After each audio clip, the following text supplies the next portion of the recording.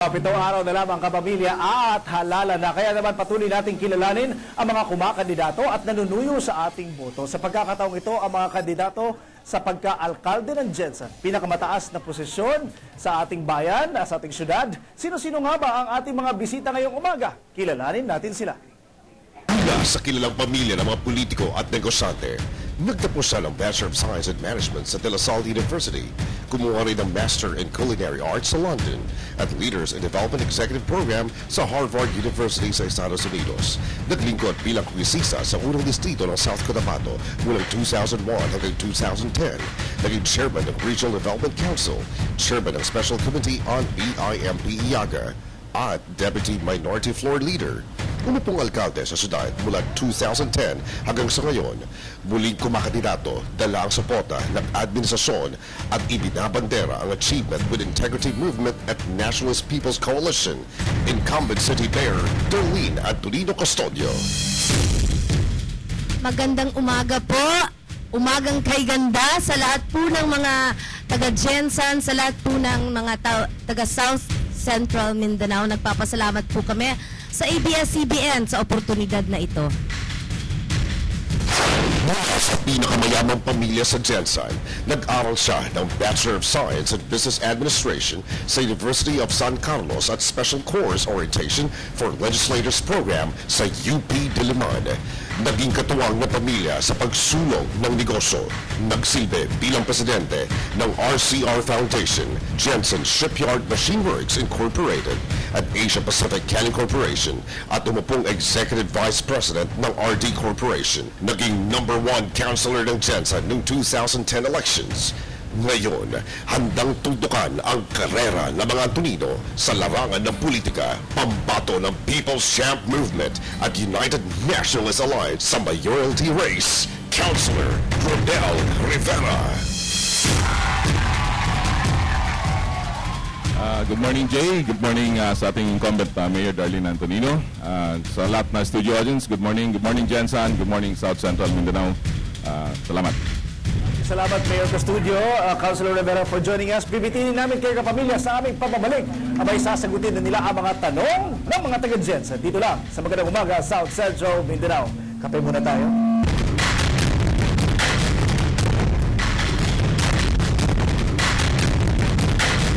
Ito po ang umagang harapan kapamilya. Pero pakita mo natin kung gaano tayo kapuno ngayong umaga. Ito ang mga taga-suporta ng Partido AIM. Punong-puno tayo dito. Ang mga supporters naman ng Partido PCM. Ganyan ho katindi ang mga suporta, ang mga taga-suporta dito sa ating mga kandidato. Pero ngayon ito po at sisimulan na natin ng round 1, pero bago yan, narito muna ang ating mga patakaran. Supporters, makinig kayo ha. Bawat kandidato ay bibigyan ng 30 segundo para sagutin ang bawat katanungan. 30 segundo rin ang ibibigay para sa kanilang rebuttal o reaksyon. Merong 4 na rounds. Sa round 1, sasagutin ng bawat kandidato ang mga tanong mula sa host o anchor. Sa round 2, ang mga tanong ay magmumula sa mga nakalap sa Facebook page ng TV Patrol at MUS, text line at mga isinagawang interview ng ABS-CBN News. Sa round 3, ang kandidato ay magbabato ng tanong na sasagutin naman ng kanyang katunggali. Sa round 4, bibigyan ng tig-iisang minuto ang bawat kandidato para sa kanilang closing statement at oras na marinig ang buzzer. Hudyat na tapos na ang oras na pagsagot. Maaring sumagot ang kandidato sa wikang Ingles, Filipino, Bisaya o dialektong naunawaan ng marami. Salamat. Sugdan na nato ang round 1. Tanong para sa tanan sa duha na mga kandidato. Unang tanong, sa tingin mo, gaano na nga ba kalawak ang pinsalang na itudulot ng brownout sa mga negosyante at residente dito sa Jensen? Unahin natin si Mayor Custodio. Mayor? Unang-una po sa ating mga kababayan, no, lalong-lalo na sa mga opisina at maliliit na negosyante, marami pong economic losses na po ito. Siyempre, ang perwisyo po sa bahay, lalong-lalo na yung mga mahihilig mag-Facebook at saka mag-vlog, no? Napakalaking perwisyo. Dito naman po sa mga malalaking po nating sektor, marami pong nagrereklamo na dahil napakalaki ng operating expenses nila at hindi sila makakahabol, lalong-lalo na ngayon na medyo maganda po or strong ang peso. Thank you. Thank you very much. Yes, Councilor Rivera, sir. Sa inyo. Well, una sa lahat, no, nakita talaga natin yung pinsala. Wala namang brownout na hindi nagbibigay ng pinsala sa lahat, no, ibang residente at negosyante. Personally, talagang malaki yung pinsala na natulot, no, dahil tama nga yung sabi ng ating katunggali na yung operating expenses ng lahat ng negosyante, o maliit man negosyante o malaking negosyante, talagang naapektuhan sa brownout na ito. No. So, talagang malaki, no, malaki. Even sa amin as a party, isang negosyante, ang laki na nawala. So, sana programa pa yun para mapa-expand natin, makakreate pa ng maraming trabaho. Ba't nawala? Thank you. Sa nabanggit nyo, malaki nawawala sa inyo. Sige, let's talk about your business muna. Gaano ba kalaki monthly nawawala sa inyo? Negosyo. Well, since January, yung isang company namin, yung cold storage plant, more than 20 million ang losses because of fuel. No? So, isang... since January. Yun pala yung nakikita namin. No? So, talagang napinsala yung company. Yung mga plano namin, internal plans namin, yung expansion, at isang ang cannery namin, hindi kami maka-expand. Supposedly, we're going to expand for 400 tons. Hindi kami ma-expand dahil, yun nga, nasisira yung mga equipments, losses sa operating costs. So, halit na may 400 na trabaho, nawala tuloy. No? Thank you. Mayor, nabanggit niya yung trabaho. There was a report that came out na maraming posibleng mawawala ng trabaho because of brownout. Reaction po doon? Actually, kaya nga po, for the past 5 months, tahimik po natin tinatrabaho na magkaroon ng supplemental na mga generation yung ating Socoteco 2. At kung napapansin niyo po ngayon, bawas na po yung ating brownouts at yung 2 oras po na kabawasa, 2 oras na lang po na brownout po natin, medyo nakakahinga po ng konti yung ating mga negosyante. Okay, thank you very much. Ete, tanong, sa dami ho na reklamo noon, balik na natin, medyo ngayon naramdaman na okay. Pero sa dami na reklamo noon, binansagan ng Gensan na brownout capital of the Philippines. Reaction niyo po doon, Mayor? Actually, hindi lang po ang Gensan, no. Nakausap ko po ang mga taga North Cotabato, 10 hours po yung brownout nila. Ang Zamboanga, 9 hours po ang brownout nila. Lalong-lalo na dahil nasa pinakahuli tayo ng grid, Zamboanga at saka Gensan. Pareho po yung sitwasyon halos natin ng Zamboanga at saka Gensan dahil pare-pareho po tayong may mga canneries. Thank you. Kayo naman po, ano reaction niyo doon, sir? Brownout capital of the Philippines daw on Gensan. Well, actually, totoo yun. No? Hindi naman lahat Gensan lang. No? This is a power crisis na buong Mindanao. But i-consider mo naman yung ibang cities, ba't walang ganung brownout like Cagayan and Davao City? Because the leaders, nakaprepare sila, no? Kung ano yung dapat gawin. In fact, if I can remember, 20 years ago, meron tayong NPCs sa Kalumpang. And then wala man lang nagawa na mabalik yung embedded power source natin dito sa city. So yun nakita ko na dapat talaga kung may plano, nandiyan yung power source natin. Sa ngayong panahon ng kampanya, isa ho sa binabatikos ninyo sa partido kasama dyan si Mayor Custodio, ay yung ginabasol ninyo ang kasalukuyang administrasyon sa nasinatian natong brownout. Nga naman? Actually, hindi lang ako, no? Pati ang presidente ng Pilipinas nagsabi nga this is because of the leaders ng Mindanao. Kaya nagkagarito yung power crisis ng Mindanao, nandyan. No? So in fact, ang even ang national government nag-aamin na 2015 pa magkaroon ng kaluwagan yung ating energy source. No? So even ang local government walang magawa up to this moment kasi yun ang problema. Yung national ang dapat ang mag-handle nito dahil napakalaki ng requirement ng investment kung gagawa man tayo ng sarili natin ngayon. Reaction, Mayor? Reaction po ninyo? Bakit nga sila, pati na presidente, ginabasol daw ang mga Mindanao leaders? Naintindihan ko po yun kasi kasama ko po sa Kongreso si Presidente. Hindi pa po siya Presidente. Nung ang mismo mga taga Mindanao, nagababag dito sa mga lain-lain na mga moves, no, ng ibang mga taga Mindanaoan para ma-ensure yung sources. 2007 po, pinivatize nung panahon ni Gloria Arroyo yung NGCP. I voted against that kasi hindi po konektado ang grid ng Luzon, Visayas sa Mindanao. Okay. Last na lang ho. Ano ho ba yung reaction nyo at kayo ho yung talagang pinupukol na batikos ng PCM sa nararanasan nating brownout dito sa Jensen? Paano niyo po sasagutin yun? Ganito po, alam naman po nila, katulad ng Cagayan de Oro at saka Davao Light, lahat po yan privado. Ang may-ari po niyan, Aboitiz. Itong pang kooperatiba, privado rin po yan, pero kooperatiba po ang nag-handle. Wala pong influensya, wala pong kinalaman ang local government at alam po nila yon. Maraming salamat. Ano ang reaction mo, Vincent? Kumbinsido ba kayo sa sinabi ni Mayor? Well, ang ano kasi dyan, Jay, no? Even sa 15 Council, gusto nilang babagit yung Alsons. Kaya na-delay yung mga project ng Alsons. Ngayon, tagka-brownout, gusto naman lang purihin yung Alsons dahil nandiyan na. So, ano ba talaga, no? Ano ba talaga ang dapat natin gawin? In fact, even si Mr. Marvin Tan, nagsabi nga talaga na kailangan natin yung Alsons. That was way back ago, no? Na 3 or 4 years ago, nagsabi na siya. And then, yun ang nakita ko talaga, yung planning, no? Yung pagplano, yung foresight, yun ang nakita kong problema dahil dito sa naging power crisis na Mindanao. Thank you very much. Sunod na tanong, ang sunod na pangutana sa atong mga bisita, magkano na nga ba ang ginagastos mo ngayong halalan? Unahin natin si Councilor Rivera. Magkano na? Pila na yung mga gastos, sir? Well, actually, meron kaming taong nag-handle, no? Meron akong accountant na nag-handle yan at monitor ng mga gastos. So far, nasa minimal lang, within the boundary ng regulation ng COMELEC. So yun yung aming ginagastos. Okay, thank you very much. Mayor? Actually, pareho kami ni Kagawad Ronel, no? Ang nagko-control po ng finances po namin, may taga-handle, at mismong nanay ko, Ilocano po yan, medyo kuripot. Ano sa Lou? So in other words, medyo minimal lang po ang gastos po namin. Okay. Ito ang sunod na katanong dyan. Kigastos na rin ang pinag-uusapan sa halalan. Vote buying. Hindi ka mag-guilty dito? Hindi po talaga. Ever since, marami pong mga nasa kampo ni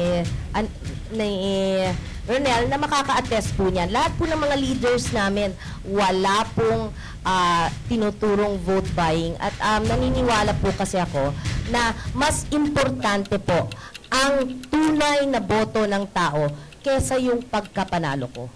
Maraming salamat. Ayo sir, guilty ka ba sa vote buying? Well, as far as I'm concerned, Jay, bago lang ako sa public service, no? I entered politics sa 2010 and hindi pa namuwang yung isip ko sa mga ganun, no? Although may mga balita ko narinig, pero hindi naman verified. So, sa aking side naman, I can attest na hindi ako gagawa ng ganun at wala akong planong gagawa ng ganun. Maraming salamat. Sunod na tanong. Ano ang meron sa politika at kumakandidato kayo? Mayor, 30 years na ang aim, ano? Pero kayo, ilang termino na sa Congress, ngayon Mayor first term. Bakit po kumandidato ulit kayo? Actually, ang pagkakandidato ko, lalong-lalo po ngayon, hingi po ng iba't ibang mga sektor. Dahil sa totoo lang po, hiningi ko po kung po pwedeng huminto na po muna ako para maalagaan ko yung aking mga anak at ang aking asawa. Pero alam niyo po, hiningi po ng mga sektor, lalong-lalo na yung mga negosyante po natin, mga leaderes po natin, na kung po pwede, magpatuloy pa rin po ako. Yun yung rason kung bakit nandito pa rin po ako. Pero ang first love ko, Jay, ever since, is foundation work. Maraming salamat. Kayo, Councilor, kayo po, maganda na ang buhay nyo. Maganda na ang buhay nyo, mayaman na ho kayo. Pero bakit po kayo pumasok sa politika? Siguro mayaman yung magulang ko, hindi ako, no? Pero anyway, ang itong pagpasok sa public service is self-fulfillment. Nasasiyahan ka na nakaservisyo ka sa tao na galing sa puso mo. No? So yun yung major na talagang nagpapasok sa akin sa public service. Yeah, yun yung pinaka-key na reason, yung self-fulfillment na makatulong sa tao. Maraming salamat. Sunod na tanong. Ano ang reaksyon mo sa pagpuna ng ilan sa pagpunta ni Pinoy sa Jensen gamit ang government resources sa pag-endorso ng mga kandidato? Unahin natin si Councilor Rivera. Anong reaksyon mo dun, sir? Well, sa akin, hindi masyado ako nabahala sa ganun. No? In fact, siyempre, nasa presidente na yun kung gamitin yung ganun. Pero ang akin lang, siguro makikita rin ng taong bayan kung ano ba yung tuwid na daan. Pwede bang gamitin yung pondo ng gobyerno para sa personal o party interest mo. So, sa akin naman, hindi naman kami nabahala doon at hindi namin kine-question yun. Okay, thank you very much. Mayor, paano po na-depensahan yun doon sa mga batikos na yan? Ganito po, nung una pong pag-review niya ng circumferential road, pagpunta po niya dito, wala po si Secretary Singson. Pagpunta po namin, at saka kabilang section po yung aming in-inspeksyon. Pag inspection po niya, muli yung kabila namang portion ng ating circumferential road, natuwa po ako dahil nandun na si Secretary Singson at saka si Pinoy mismo. So, ibig sabihin nun, kulang pa po tayo ng 330 million na sigurado na po akong ilalabas nila. Thank you. Sunod pong tanong dyan, sabi nila, nagbitbit kayo ng presidente dito, andyan din si Chris Aquino, presidential sister, hindi sila nababahala. Reaction po. Wala naman pong intensyon na para mabahala sila. Kasama po yun sa, hindi po namin iniintindi kung ano po yung kampanya nila. Yung campaign po namin, planado na po yan before the campaign started. Even the schedules, even the visit of the President, even the visit of Senator Chis Escudero, hindi ko naman po alam, nabibitbitin niya si Chris. Si Chris nabigla rin po ako. Thank you very much. Reaction po doon. Well, yun nga, sa amin naman hindi kami nababahala dahil yung taga-Jensen ang gusto namin talagang kampanyahan. No? Yung presidente naman, pati pang mga tao dito na pupunta, hindi nga nila alam ano nangyayari sa Jensen. No? They come and go. Siguro presidente, nakapisita lang dito more or less than 10 times. And mas importante na idiretso mo sa tao yung pangangampanya. Maraming salamat. Sunod na tanong. Ano ang katayuan mo sa issue ng political dynasty? Mayor Custodio. Ganito lang po. Sa isang demokrasya, kailangan po bigyan po natin ng oportunidad ang lahat. Naniniwala po ako na intelihente po ang mga botante natin. Ang mga political dynasties po na tinatawag na hindi maganda magserbisyo o mga kapamilya na hindi maganda magserbisyo, pinapatalo po ng botante. At yung mga magaganda naman pong magserbisyo, pinapanalo ng botante. Hindi pa ganun ka-strong kasi ang political systems natin. Thank you. Thank you very much. Go ahead, Councilor. Well, actually sa akin, hindi masyado main concern ko yung political dynasty. Even sa mga developed countries nangyayari yun. Sa New York, like the Kennedys at iba pang mga personality na sa mga developed countries. Ang importante naman yung taong bayan ng boboto. No? So, sila ang nakakaalam kung sino yung lalagay nila sa pwesto at sino gusto nila magsilbi para sa kanila. Maraming salamat. Nako, kapamilya, mas makikilala pa po natin sila ang ating mga bisita sa pagbabalik po ng Umagang Harapan.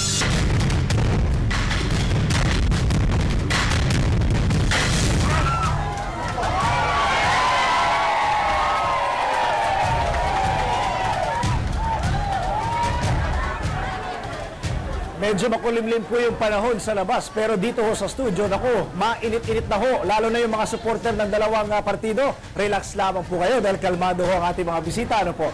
Ito na ang round 2, kapamilya. Tanong para sa lahat, sa dalawa nating kandidato, mula kay Ismael Saleh Jr. sa Facebook po ito. Sa iyong termino ngayon, ano ang nagawa mo na may pinakamalaking epekto sa buhay ng mga taga-Jensen? Mayor Custodio, sir, ma'am? Siguro ang pinakamalaki itong computer literacy program po natin. Napakarami na po nating graduates at lahat po ng sektor ay ating nabigyan ng free training. Lahat po na ngayon ng ating mga eskwelahan may computer literacy program at hindi lang po yan computers ang binibigay natin kada eskwela, pero may buong training module po yan nang sa gayon pagdating po ng BPO industry, kahit saan sulok ng Jensen, kayang pumasok. Thank you. Thank you very much. Councilor, ano na bang nagawa ninyo na naka-apekto sa maraming taga-Jensen? Well, ang sa akin, Jay, siguro yung pinaka-significant na nagawa ni Consular Rivera is yung pag hindi ko pagtanggap ng sweldo at bibigay ko sa mga PTA scholarship sa mga iba-ibang schools, no, ng elementary schools. At siguro yung programa ko na pagpauwi ng mga kapatid natin na nahuli sa Indonesia, na nakulong at nabilanggo doon, at napapauwi natin sa kanilang pamilya dito sa Jensen. Tingnan yun two significant na ginawa ko personally as City Councilor ng Jensen. Thank you very much.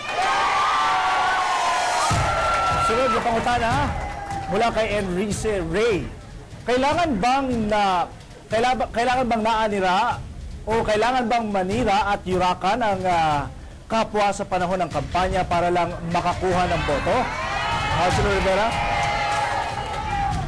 Well, Jay, una sa lahat, no, yung PCM before kami nag-start ng campaign, we center yung aming campaign sa Diyos, no. So nakita natin sa mga rallies natin, hindi kami yumurak, hindi man kami gumawa ng kahit anumang paninira sa kapwa ko. Even siguro si Mayor Darlene maka-attest siya na wala ako sinabi sa kanya, personal sa kanya, no, sa mga rallies ko yan, mga pulong-pulong ko. Thank you. Mayor?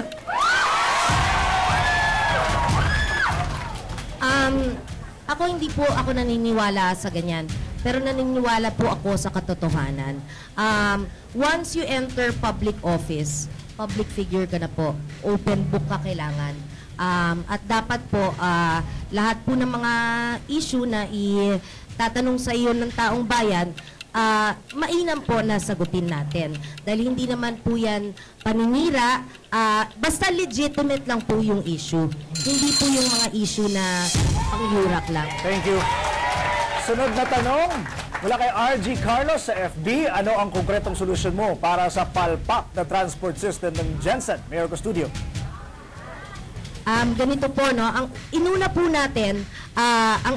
natin yung pag-census ng transportation. Actually, marami pong nag-praise dun sa ginawa nating census dahil dapat natin pong malaman kung ano ang commuter behavior before we zone areas for transportation. Isa rin po ang pagpapalawak ng ating mga kalsada at ito pong pagpatapos ng ating circumferential road para po ma-ease yung traffic. Okay, thank you very much. Councilor.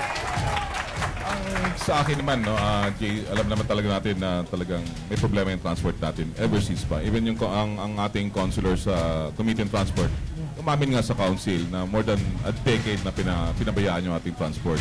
Ang sa akin lang is magkaroon ng comprehensive plan ang city government, no, na mapag-aralan talaga kung kaano ba karami lang talaga ang pwedeng tumakbo din ng tricycle, jeepney o habal-habal o multicab.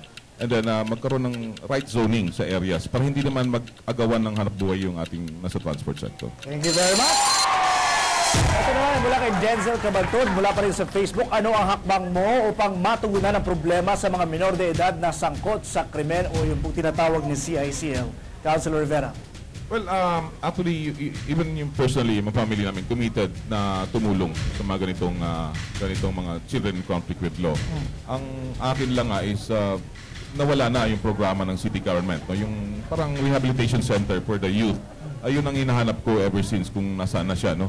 Although maraming naririnig ko na plano pero hindi pa talaga nare-realize, no? So siguro yun ang unang isa rin na unang bigyan natin ng pansin pag once nakaupo tayo is yung rehabilitation center na paano natin ma-empowering youth na hindi magiging problema sa dito. Mayor? Yung sa rehabilitation center po, may tinatayo na po ngayon sa Barangay Sinawal for boys po. Yung for girls, meron na po dyan sa Dajangas West. Kailangan nakahiwalay po sila. Pero yung sa Sinawal, meron po tayong tinatayo ngayon through the effort of Senator Panghilinan. Hinanapan po kasi natin ng pondo Senator Panghilinan at iba pang mga senador para matayo yung building. At kasama din po namin ang Marceline Foundation dahil sila po ang may expertise. Thank you very much. Sunod na tanong mula pa rin sa FB, mula kay Madel Ngiba. Ano ang magagawa mo para maisulong pa ang fishing industry at ang mga maliliit na mga isda ay matulungan? Mayor Custodio? Ganito po, no, kasama po natin ang BIFAR, nagbibigay po tayo, actually kakabigay lang po natin ng mga payaw at saka ng mga bangka and mga gill net sa ating mga maliliit na mga isda. Isa rin po sa nagawa po ng pamilya ng AIM, no, matagal na, ay yung pagprotekta sa ating bay na ang maliliit lang po ang pwedeng mag-fish dyan. Hindi po pwede ang mga commercial vessels. Thank you. Sir? Actually, Jay, is fishing and sea, ang daming potential outside the Philippines. No? In fact, isang problema talaga natin is very saturated na yung Philippine waters sa mga isda natin. Siguro it will encourage yung malalaking negosyante, malalaking fishing companies to go outside of the Philippines to fish there. At yung maliliit na mga isda, yun ang iiwan natin dito at proteksyonan natin. Maraming potential actually outside. Basic example lang is Taiwan. No? Kahit sa ibang bansa sila nakarating, no, ang kanilang mga fishing companies, and dito sa Jensen, ilan lang nakikita natin na Ito, tanong mula sa ating mga kapamilya sa labas. Narito po, pakinggan natin. Safe pa ba po yan ang Jensen? daghan ng patay, kawat, drugs. Naunsa naman atong syudad. Councilor? Well, sa akin naman, Jay, safe pa rin naman ang Jensen para maging tirahan natin. No? Although may mga problema, lalo na sa peace and order, no? Yung mga riding in tandem, yung mga petty crime, like pagnanakaw sa mga ibang purok, ibang village, yun naman ay masolusyonan, no? Kung talagang seryoso lang ang nilagay nating opisyal, lalo na sa Committee on Peace and Order, pati yung ating nilalagay dyan sa ating LGU, no? Kung seryoso lang at talagang may alam, no? Hindi yung talagang kabating-bating. Thank you. Mayor? I-assure ko po lahat po ng taga-Jensen, safe po talaga ang Jensen. Sa totoo lang po, ikumpira ninyo ang crime rate sa iba't ibang mga syudad. For example, Davao. Mas mababa po ang crime rate dito sa Jensen. Hindi ko po ipapromise na wala pong magiging krimen dahil sa development, kasama po paminsan yan. Pero dahil din po sa vigilance ng mga tao, marami pong nagsusumbong at kaya marami din po tayong nahuhuli. Thank you very much. Ito naman ay mula sa principal ng isang shuttle school dito sa Jensen. Pakinggan natin ang kanyang tanong. Makikita po natin yung makeshift building natin na kumbaga, we cannot give the conducive classroom, conducive learning. Kulang pa talaga. So, kailangan namin ng mga classroom, tsaka chairs. Yun, sa kabila ho ng programa sa edukasyon, ano daw po ang maitutulong pa natin? Ito po, by 2016, usually hindi po ako nagpa-promise, Jay, but by 2016, together with the President, pinag-usapan po namin yan na ang isang pinakamalaking priority ko sa programa, ang zero backlog sa classrooms. Wala na po. Mapupunaan po natin yung kakulangan ng 500 plus classrooms dito sa Jensen at lahat po ng teachers, 1:45 na rin. Ang kakulangan po natin nasa 800. Thank you. Councilor? Well, actually, totoo yun, Jay, no? Sa pagbisita namin sa mga schools, yun talagang problema talaga nakikita natin, ang kulang na pasilidad. Hindi lang yun, but yung kulang ng mga materials, even yung mga learning books natin at yung mga gamit sa loob ng silid paaralan. No? So yun yung gusto natin tutukan talaga. And in fact, yun ang second sa platform natin na gusto natin tutukan. Na may bigyan man lang ng quality education ng kabataan natin, lalo na sa pampublikong pang-eskwelahan. Okay. Thank you very much. Ito ay tanong para kay Jensen Mayor Custodio mula kay Marcos Domingo. Sa tagal mo na po sa pwesto, bakit di pa rin nasolusyonan ang mga urban poor na nakatira sa danger zone areas? Go ahead, ma'am. Ganito po, nung nag-survey po kami sa urban poor, sa mga danger areas, ang nagiging problema po natin, marami na po tayong na-relocate. Galing po sa Makar, dyan po sa Tinago, dyan, marami na po tayong na-relocate. Ang problema po, may mga bumabalik at kung titignan po natin, marami po dyan, sa totoo lang po, nagre-renta. Kaya nga yung demolish po natin dyan sa may barangay Dajangas North, hindi po umalma ang mga tao, binigyan lang po natin ng 2 months rent. Thank you. Sa inyo pa rin ito, Mayor, ha? Ito ang sunod na katanungan. Mula ito kay Ildefonso Unggi Jr. Bakit naaprubahan ng mga business establishment ngayong alam naman natin na may kakulangan pala sa supply ng kuryente? Go ahead. Ang pag-approve po ng ng mga negosyo, isa po sa winawarningan po namin sa kanila na merong kakulangan sa supply ng kuryente. Kung kaya nga, katulad ng SM, bumili po sila ng mas malaking generator. Nakadagdag pa rin po sa employment ng ating mga tao. 600 po ang employees nila. Maraming salamat. Para pa rin to sa inyo, Mayor, ha? Ito po mula kay Humphrey Jamila sa Facebook. 1.3 billion nakita sa Jensen. Bakit kulang pa rin po ang mga kama at gamot sa Jensen City Hospital? Go ahead, ma'am. Ganito po, ang 1.3 billion po, meron po diyang pang sweldo, meron po dyan pang infrastructure, meron po diyang reserve for calamity fund, meron po for children, meron po para nakasaad na po yan sa batas. Ang ginagastos po natin para sa gamot alone, no, umaabot po ng 40 million. Ang problema, katulad ng hospital natin, 30% po galing sa Rangani. Kaya nga po, every year, nagsusupplemental budget po tayo para madagdagan ang gamot. Thank you. May Mayor pa rin. Mula sa text line ng TV Patrol Sox sa Jeff, magandang umaga, South Central Mindanao. Unsa ang plano sa gobyerno sa 49 families sa sitio intake sa barangay Mabuhay nga naigo sa Circumferential Road na abay relokasyon, Mayor? Nakastorya na ako ang mga taga Purok Intake pati Purok Odagre. Ang inassure ko po sa kanila na dahil proyekto po ito ng DPWH, hindi ko po papayagan na magpatuloy sila na walang plano ang national government through NHA and CMP na relocation site sa kanila. Okay, thank you very much. Ito naman para sa inyo, Councilor Rivera. Mula kay Mark Esber, how will you assure a city leadership devoid of conflict of interest given the fact that your family has massive business ventures in the city? Go ahead, sir.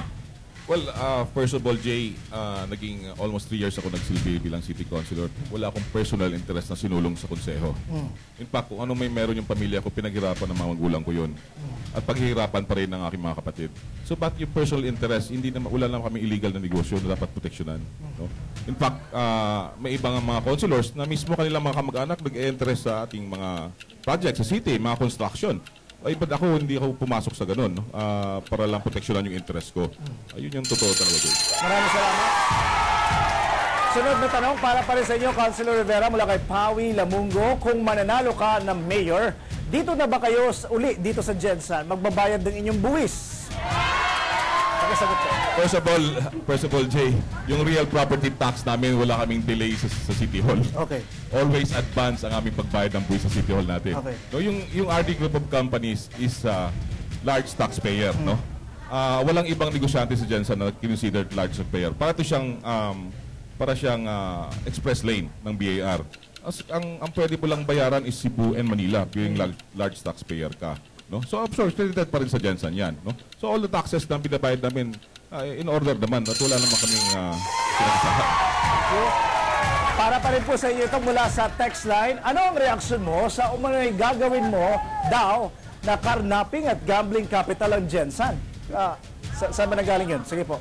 Sino bang karnaper pati gambler? Wala naman ko alam na involve yung sarili ko o sino sa mga kamag-anak ko. No? I don't know. At siyempre, nasa batas yun na pwede natin pugsain at yun yung putang pugsain natin pag once na sa pwesto na tayo. Walang mga kaibigan na nasangkot? So far, wala naman akong kaibigan na nasangkot. No? Although, hindi ko alam kung sino yung mga kaibigan ko na nasangkot kasi hindi ko naman sa interest yun. Thank you. Sunod na tanong para pa rin po sa inyo ito. Mula sa text line, magiging maayos na mayor ka ba sa kabila ng ilang akusasyon na pagiging absent sa sesyon, mabisyo at pambababae na humantong sa pagkabaril sa inyo? Reaction po. Well, first and foremost, Jay, Sandali lamang po, ha? First and foremost, siguro ang unang, ito lumabas itong mga black propaganda. No? Okay. Hindi naman lumabas yan, naging councilor ako. Lumabas yan, tumakbo ko mayor. At siguro unang taong pwede magbigay ng kaliwagan dyan, yung mga kasama ko sa kumpanya, no? Kasama ko sa RD Group of Companies. Sila yung nakakita sa akin every day sa company. And kung may doubt sila, pwede lang tanungin kung sino mga kapitbahay nila na nagtatrabaho sa RD Group Companies. At sila ang dapat sumagot nun, no? Kasi sa akin naman, ito ay basically black propaganda na pinapalabas. Thank you. Para pa rin po sa inyo ito, Councilor, ha? Tanong po mula sa text line, nga nung dili ni mo mahatagan og patas nga pasweldo ang imong sariling mga trabahante. Reaksyon, sir. Pakisagot po, sir. Well, actually, we're managing 52 companies, Jay. No? That's a lot. May kanya-kanya tayong managers. No? Ako, as board of directors, hindi ako nagmamanage personally sa mga negosyo. We have managers and we have executives handling it. Okay. So, depende ho sa pagpatakbo sa kanila. No? But sa amin naman family, ang aming mandate sa aming mga empleyado at sa aming mga workers, nabigyan talaga ng fair. No? Fair na pasahod, fair lahat. No? Kung ano mang benefits mabigay natin. And yung family, ganun pa rin yung direction at inuutos natin sa ating mga executives. Maraming salamat. Ito, para po sa dalawang kandidato natin, from Passionate Center for Justice, Peace and Integrity of Creation. Unsa ang reaksyon mo sa proposed pipeline sa SMI nga moagi dinhi sa Jensen? Mayor Studio, ma'am. Actually, kailangan pag-aralan, no, kung anong klaseng pipeline yan. kung parang pipeline lang yan ng kuryente o pipeline ba yan ng mismong mga minerals. Dahil iba po yun, no?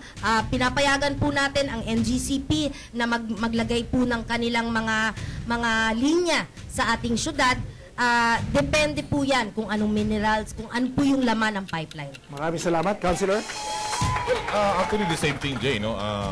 Hindi pa man nakarating, in fact, ngayon ko lang nalaman na may pipeline. So, dapat pag-aralan mabuti, no? Kung talagang nakakatulong sa karamihan ng tao ng Gensan.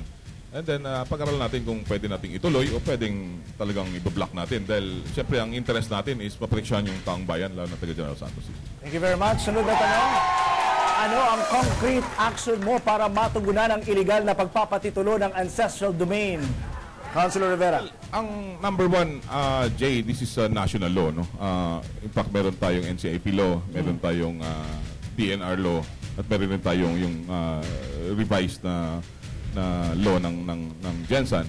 So, tatlong national law. Siguro, ang sa Gensan lang naman siguro is yung maging tahimik, no? Pag may mga clan wars, no, lalo na sa pag-claim, yun ang ating unang gawin is paano natin mabigyan pa rin ng katahimikan yung ating syudad, lalo na sa mga away-away sa lupa. Thank you. Mayor, pakasagot po. Ang tanong po, paano po ninyo mabibigyan ng concrete action para matugunan yung illegal na pagpapatitulo ng mga lupa, lalo na yung ancestral domain? Ganito po, no? Isa sa mga ginawa po natin is yung pag-formulate ng task force na kasama po ang ating IPs, kasama po ang ating civil society, kasama po ang local government, DNR at NCIP para yung mga susunod na mga pagpapatitulo hindi po nagkakaroon ng away. Dahil kung nakikita po natin yung mga nakaraan, lalong-lalo yung mga Supreme Court decision, ngayon pinag-aawayan po ng mga IPs. Ngayon po may mga illegally titled lands ng forest lands natin na dapat ibalik po sa gobyerno. Thank you, thank you. Oh, mainit po yung balitaktakan natin dito, ano po? Pero sige nga, mag-relax muna tayo. Ito, tanong para sa dalawa. Kung ikaw ay magiging superhero, sino ka at bakit? Unahin kita, Mayor. Alam nyo, hindi pa inimbento yung superhero na gusto ko. Talaga? Tinanong po yan sa akin ng aking anak. Ang sabi ko, kung may superpower po na po pwede, gusto ko po multiple po akong multiple po para lahat po ng imbitasyon, lahat po ng pagpaparap sa tao, ang aking pong pagbisita sa aking mga anak, apo, lahat po ng ng paghaharap sa papeles ng syudad, lahat po magawa ko sabay-sabay. Councilor, sino naman kayo kung sakaling kayo isang superhero? At Rhea, ito yung pinakamahirap na question ngayon, Jay. Umaga. Talaga? Well, sa akin naman, siguro, hindi maging kailangan ng superhero Okay. para makatulong sa kapwa. Siguro, dapat ibase lang sa puso. Kung sa akin lang, ang gusto ko is magkaroon lang talaga ng katahimikan at matugunan lang mga pangailangan ng ating mga kababayan dito sa Gensan. Magaling sumagot ang ating mga bisita kapamilya. Talaga namang kaya nilang sagutin ang tanong ninyo. Swerte po na nasama yung mga tanong. Sa mga hindi nakasama yung mga tanong, naku, pasensya na po. Sa aming pababalik, mas makikilala pa po ang ating mga kandidato dito sa MUS.